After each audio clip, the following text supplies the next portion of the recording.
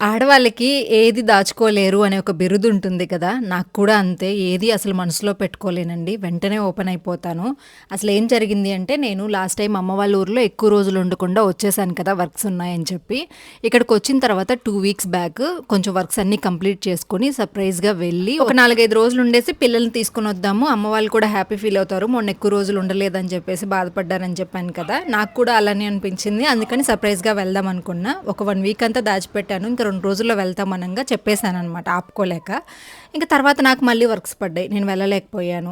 ఇంక school start అయిపోయాయి. పిల్లల్ని రమ్మంటే "నువ్వు వస్తానని చెప్పావు గదా! నువ్వు వస్తేనే మేము వస్తామని" చెప్పేసి మొండికి కూర్చున్నారు.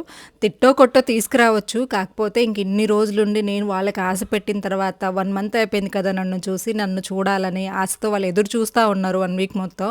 సో, దానివల్ల ఇంకెందుకులే వాళ్ళని ఇబ్బంది పెట్టడం, వెళ్ళేసి ఒక 2 డేస్ ఉండి తీసుకొచ్చేసి ఇంక స్కూల్‌లో జాయిన్ చేద్దాంలే అని చెప్పేసి ఇంక అప్పటికప్పుడైతే బయలుదేరానండి. ఇప్పుడు నేను వెళ్తున్న విషయం కూడా వాళ్ళకి చెప్పలేదు.